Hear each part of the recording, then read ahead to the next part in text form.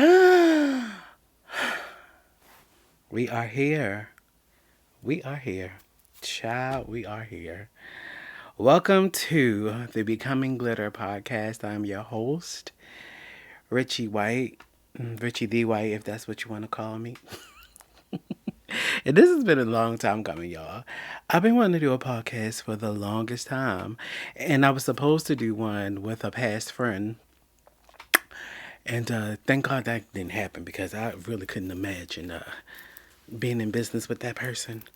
Um, but eventually I found my own way and in my own space and figured out how I wanted to do this thing, and I'm doing it. So, yeah, I'm proud of myself. So this is the first episode, so let me just go ahead and get all the casualties out of the way.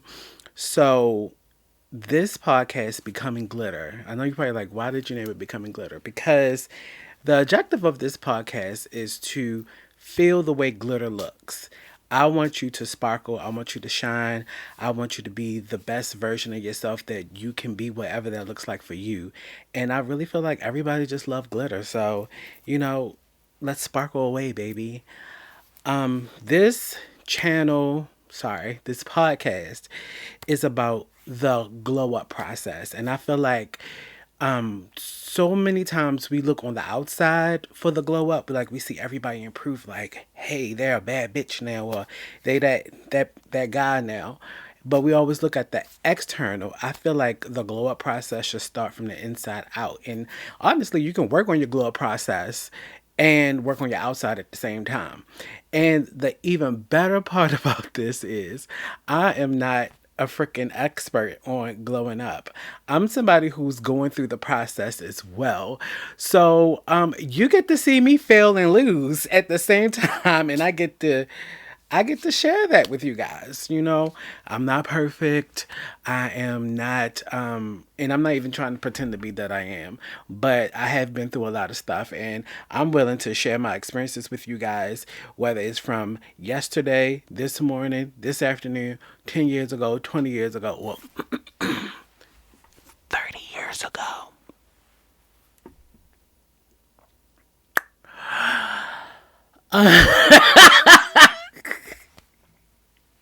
Sorry. Yeah, so that's what this podcast is all about. It's really just about glowing up in the ultimate way from the inside out. And we're just going to be talking about everything. This is going to be a weekly podcast, weekly bi weekly, depending on my schedule and the production schedule. But we'll definitely try to make sure that this is a weekly to bi weekly podcast. Make sure you don't go no more than 2 weeks without an episode. But really, the ultimate goal is to make this a weekly podcast. Also, I'm also going to try to keep these podcasts under 30 minutes unless we have a guest. So when we have a guest, we'll try to keep it from under an hour. But yeah, let's go ahead and get started with the first episode of Becoming Glitter. Okay, so the first episode of Becoming Glitter is something that I've been struggling with for a really, really long time. I would say I've been struggling with this since I was a kid. A kid to being a teenager. I have been a bitter biatch, okay, a bitter bish for a very, very long time. And a certain situation that just happened recently really brought that up to the forefront. Like, yo, like you're really bitter, you're ruminating on a lot of things, and you're letting a lot of experiences control you and control your behavior and how you choose to act. That has to stop. So I've been on my journey of becoming unbitter, um, being a little bit sweeter, not only to myself, but to the people around me. Um, and not letting certain things and certain people affect me, affect my mood, or affect how I choose to look at the world. So while I'm on this journey of becoming unbitter, because I'm not completely there, I still ruminate on certain things. I still tend to just have like feelings about things because honestly, I kind of feel like certain things that were presented to me from my childhood, even up to my adulthood, was just like really unfair. And I know that my feelings of bitterness really just comes from the fact that I really feel like people that I care about don't care about me as much as I care about them, or they never took the opportunity to try to resolve things or help me resolve things or try to just like better my life when they knew they were able to do so or they were capable of doing so. But I think a lot of times they were afraid to step on other people's toes and fingers or whatever the case may be. But in the general aspect of where my bitterness comes from, it comes from me feeling like people don't give in to me as much as I give in to them. Luckily, my bitterness does not stem from any type of romantic relationship. I am still very pure in that department. Okay. So, future, future, babe, you ain't gotta worry about me acting all crazy and shit. Because I'm not bitter from past relationships. But I will say my bitterness stems from definitely my relationship with my family and definitely old friendships. So I definitely have like a hard time with my relationship with my family, and I have a hard time with my friendships and building new friendships because I just have a bitter taste in my mouth when it comes to these type of people that enter into my life. Now, there's certain things that I had to learn about myself, and when I just like reviewed my life and the things that happened, like honestly, I just got over bitterness towards certain people in my family, especially like when my dad died. I kind of felt a little I felt some kind of way when my dad died for a really, really long time. And I'm not even going to say I felt some kind of way. I felt rage and anger because I kind of felt like after my dad died, I kind of felt like that side of the family just kind of like not shunned me away, but kind of like removed themselves away from me. And I won't necessarily say that that side of the family we weren't really that close to begin with in my perspective. When we were younger, definitely, but as we got older, we definitely weren't as close as we could have been.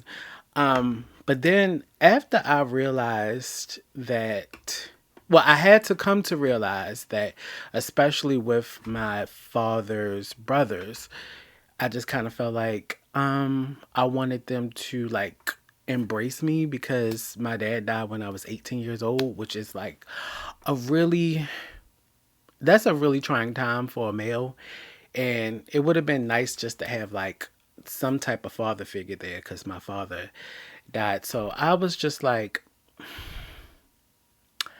why haven't nobody reached out to me? Nobody has called me. Nobody's checked in with me to make sure that I'm okay. Nobody,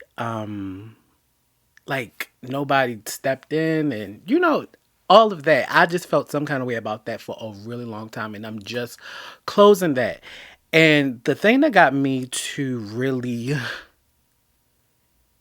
really stop ruminating and being enraged about that is because I had to come to a realization that A, I'm not their responsibility. I'm not their child. So they don't have to do that because I'm not their responsibility. Two, they may not have wanted to do that. And that's also their decision. It's not their job to take care of me. B, I'm not gonna lie, like back then at that season of my life, I wasn't the most approachable person. I wasn't really nice back then. So that might have been an aspect of the situation.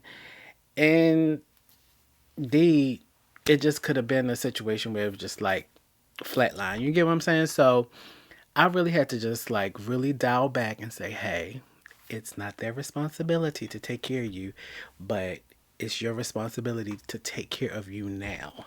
So now that I have came to that conclusion, okay, I can approach that side of the family with love and with an open heart because I was not their responsibility at all. And now that I came to that conclusion, I could just be more open to them. I could be more open to them because I just realized that once again, I was just not their responsibility, that it was not their job to take care of me. Even though, hello, even though, even though we're quote unquote family, everybody perception of family is not the same. And that human responsibility is just not the same. So we could put a stamp on that. I'm good with that right now. Um, I kind of feel like I have a lot of bitterness, especially about my childhood, because there was just a lot of things that happened in my childhood that should have never happened. And I don't think nobody ever really took responsibility for it. And I feel like nobody has ever acknowledged it or like really put any effort in trying to have closure. But after certain events that just happened recently, I realized at this point, it is my responsibility to create the closure. It is my responsibility to make myself feel better about the situation. And it's my responsibility to understand that there's going to be apologies and there's going to be a lot of things that I will never get and I will never receive. And I really have to be okay with that. So I'm still working on that. And I still kind of ruminate on a little bit of things that were said to me and actions that were taken recently that I just did not appreciate. But I have to understand my role in the part too because I was a little, you know. But yeah, so I'm working on that right now. But I did some research on how to overcome bitterness. And this was eye opening to me. I took a ton of time just like really diving in to what bitterness is, why we feel the way and why we feel bitterness and how we can overcome it.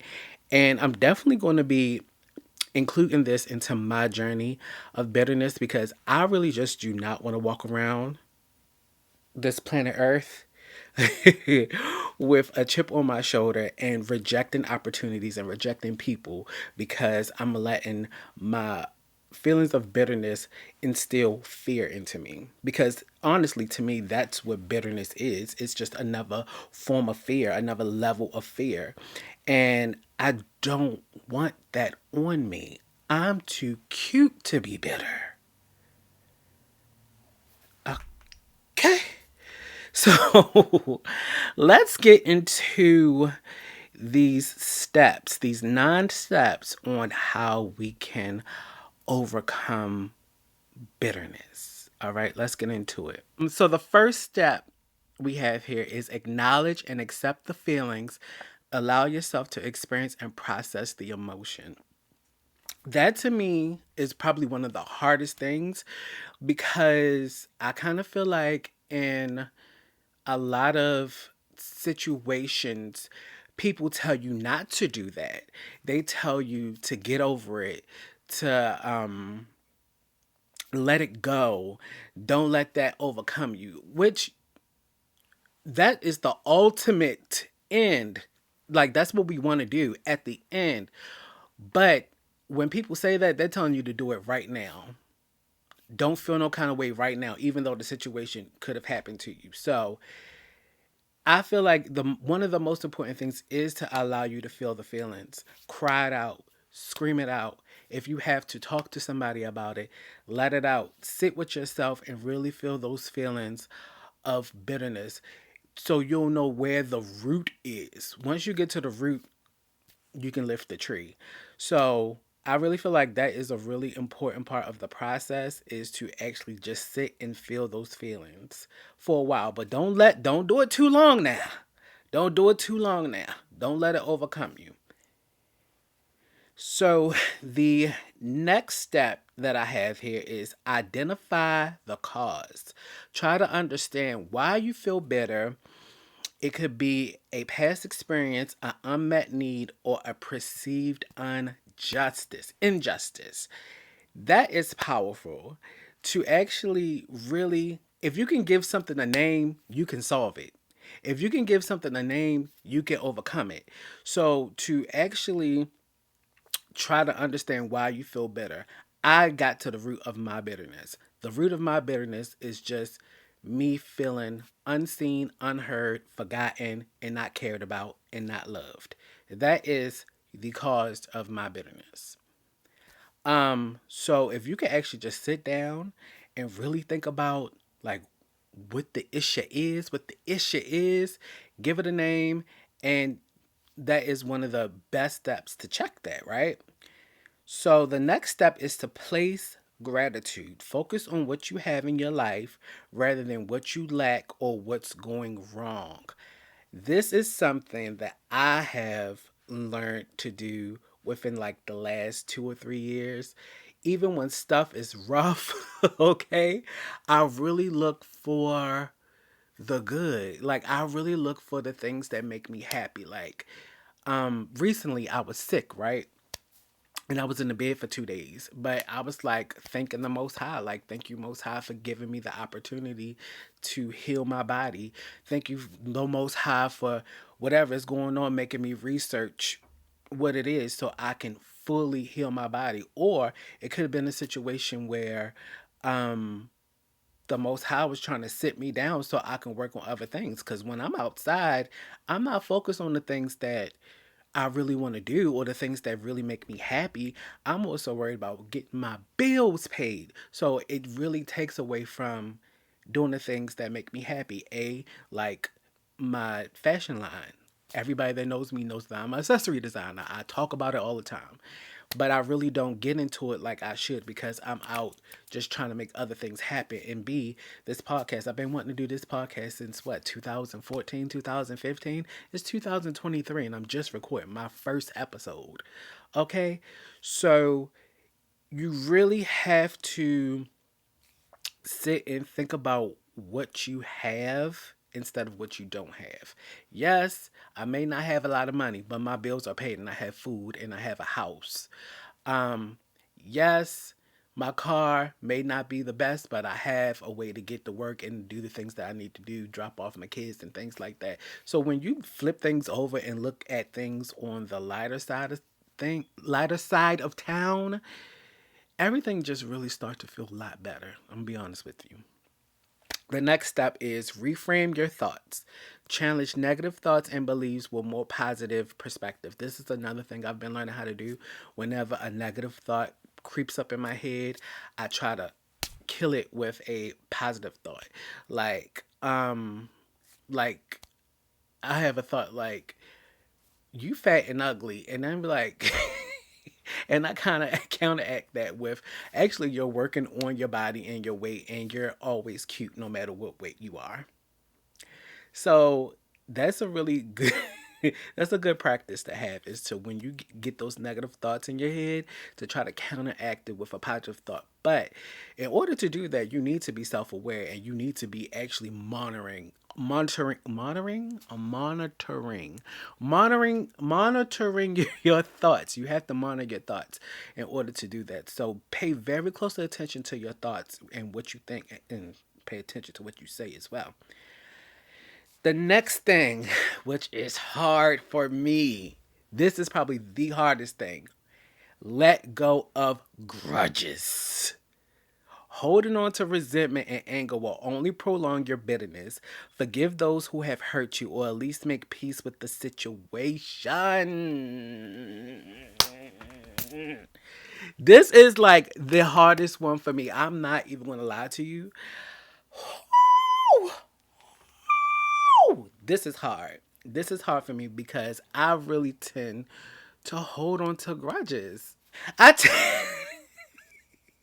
I tend to hold on to grudges and it's not cute. It really isn't. But the reason why I tend to hold on to grudges and I'm gonna be honest with you. The reason why I hold on to grudges is not because I want the person to feel the pain. I kind of feel like if I let things go, then I'll be inviting the people back into my life to hurt me again. Because this is my thought process. I let go of the grudge, I let go of the hurt, I let go of the pain, and then eventually I'll go back to kind of like missing those people or wanting those people back in my life, and then I eventually wind up creeping back in, and then I'm back in, and then 3 months in, you do the same stuff. It did the same thing that made me mad at you the first time. So, so I'll let them creep back into my life, which I don't want to do. So I guess that's why I hold on to grudges. It's me trying to prevent myself from getting back into that situation. But we all know holding on to grudges is it's not a good thing, and it's something that we have to let go. We have to let go and make peace of the situation and not keep those harmful, hurtful thoughts and feelings about those people on you and on them. So holding on grudges is something that I'm totally, totally working on, and I hope it's something that I can just resolve quickly. But I know for a fact that there are a lot of grudges and a lot of people that I have eventually let go, and I'm very proud of myself for that. Okay. Number 6 is seek support. Talk to a trusted friend or a therapist that can help you through your feelings and develop healthy coping strategies. I totally agree with this. I don't necessarily agree with the friends part because a lot of times your friends will a lot of times people are afraid to hold you accountable, so they'll agree with you and agree with your grievances and all that. So I wouldn't necessarily go to a friend. I would go to a mentor, somebody you can trust, or a therapist. For me, the person that I go to about my feelings is my therapist. And it's very, very important for you to have these conversations and to let it out in a very healthy way, and for somebody to respond back to you with truth and honesty, and a real perspective of what you're going through. So I definitely agree with that. 7, focus on your personal growth. Use your experience to grow as a person and become stronger. Absolutely. I think that's what this podcast is all about. Okay. I don't think I need to say anything more about that. That's very like straight and direct. Focusing on yourself, focusing on your personal growth will eventually help you overcome those negative feelings that you have because you see yourself becoming a better person and a stronger person and becoming the person that you want to be. So when you are that person, what do you have to be mad about? You have nothing to be mad about. So personal growth is personal growth it's extremely important. I definitely feel like everyone should be doing that in the first place anyway. Also, this is one another thing I want to say, and this is the off key. You really, while personal growth is important too, and focusing on the life that you want is very important because you don't want to be 50, 60, 70 years old looking around and not accomplishing anything that you wanted to accomplish when you were in your 20s and your 30s and your 40s. That's a type of bitterness that you don't ever want to feel. You don't ever want to feel the feelings of being that in that age group and feeling like you are lost and stuck and hopeless and there's nothing else for you to do. A lot of people when they get to that age, they just feel like it's done. It's just like I'm just going to sit here and just wait for it's my time to go. Okay, so that's another reason why you should focus on yourself and focus on your career, focus on your goals. Because that's another type of bitterness you don't want to experience is getting to the point where you get at the age where you feel like you can't do nothing, where you feel like you can't do nothing, you feel like you can't achieve nothing, you feel like there's nowhere to go, and you're sitting around in regret because you were not able to accomplish things you wanted to accomplish. Number 8, engage in self care. Take care of your physical, emotional, and mental well being through activities such as exercise, hobbies, and relaxation. That's something that I'm also working on. Self care is how my initial channel started. I started with hair and skincare and things like that, and I definitely fallen off of that during my healing journey. I really had to get ugly so to speak, in order to really get to the point where I'm ready to really take care of myself. So I'm definitely eating better. I'm definitely working out and just being like really cognizant about how I'm treating myself and how I'm treating my body. And the last one is cultivate joy. Seek out activities and relationships that bring you happiness and fulfillment. This is my goal for 2023. My goal for 2023 is to really go out into the world, figure out what I like about the world, and find some people that I can just vibe with. Find my tribe, find a good friend group, find people that I can depend on and lean on, and they could do the same on me because I'm not the type of person where if you pour into my cup, I'm definitely pouring back into yours. But having like a social life and like finding things that you really like to do is just, it's like one of the most important things that you could ever do, because it just gives you fulfillment and it makes you feel good about life. Um it gives you the gusto to just to get up in the morning and just want to exist in a amazing world. Like these are the things that make you have like a good perception of the world when you're having fun, when you have good people around you, when you live in the life that you want to live. You don't look at the world in a negative space. You see the world as an amazing space. You see the world and your life as an amazing thing, and you want to just achieve more, accomplish more, see more, do more, be more,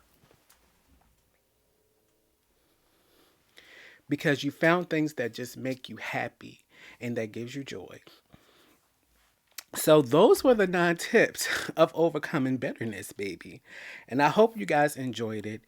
I really enjoyed making this. I can't wait until the next episode. So this is something else that I'm going to incorporate into this podcast is within the next couple of episodes, the day after it drops, I want you guys to go over to the AMP app that's by Amazon, and you'll be able to chat with me live on the app and we can talk about the episode that we watch or whatever episode you want to watch. You can add your input into how you feel about the episode with me, whether you agree with me, disagree with me, or you want to add some other things that other people can listen to. Also, I'll be playing some really inspirational music on that channel. So yeah, this is the first episode. How did I do? Let me know how I did, how I can improve, and let me know some things that y'all want me to discuss and things that y'all want me to talk about. Like I always will love input. Okay? So until next time, you guys, this is the Becoming Glitter podcast. Can't wait to see you again. Can't wait for you to listen again. And I'm definitely going to make sure that this podcast is on all platforms that you can listen to and look at podcasts. So, yeah, yay me. I'm excited. All right, you guys, until next time, thank you so much. I appreciate you guys. Peace.